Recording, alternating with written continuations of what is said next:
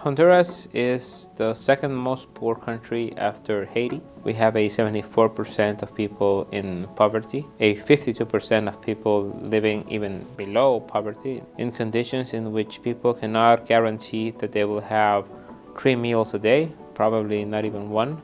The reason of migration had to do with the way of life. If you lose the capacity of guaranteeing your way of life, then you have to move to a place where you can try to guarantee that.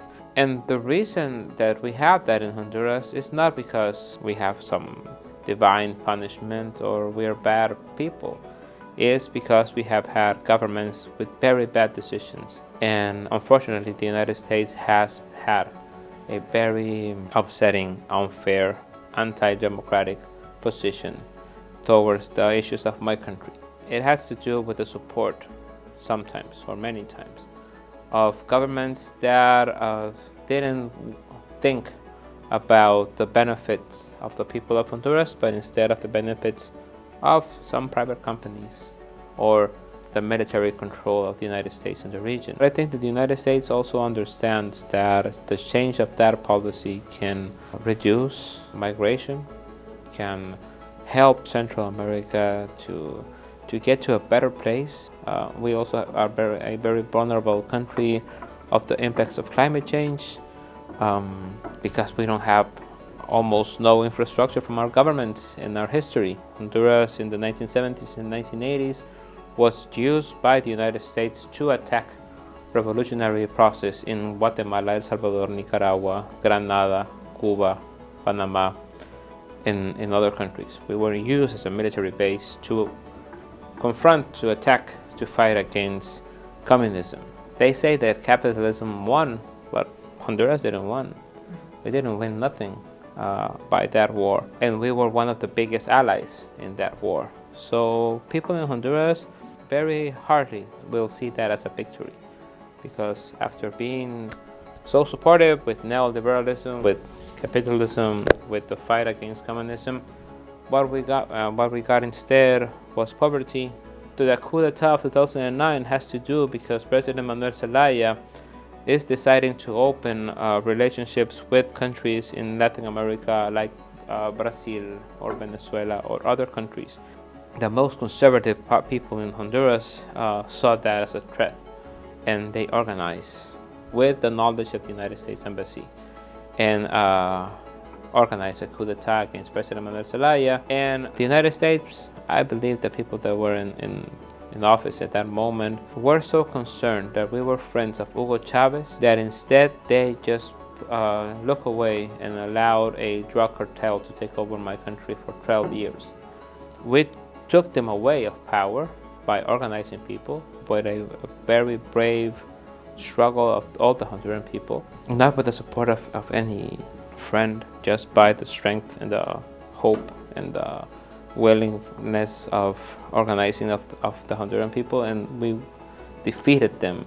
President Xiomara Castro is a strong, intelligent woman that has accepted, I think, one of the most difficult challenges in the history of our country, as how to take Honduras out of poverty, how to make Honduras less vulnerable for climate change, how to bring development and wealth and prosperity for all the Hondurans, not only for a very few group of people that have always been benefit.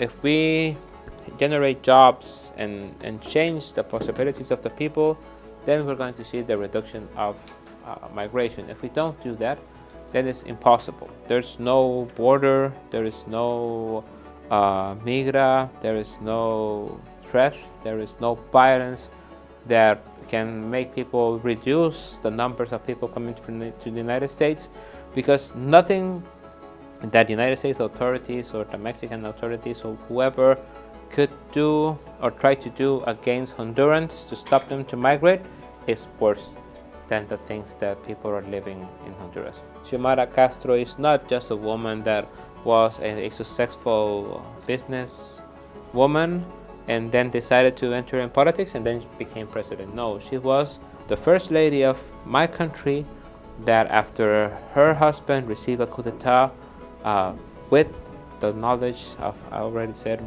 many strong people inside Honduras and outside Honduras, went to the streets with the people, organized the people, and 12 years later got back into power. Now, I think the United States sees Honduras, even though the ideological difference that we clearly have, they see us as an important ally in the region.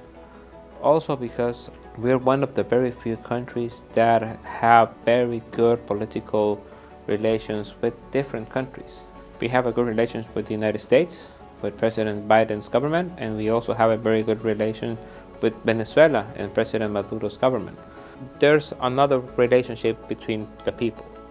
And the people of the United States, for example, have always been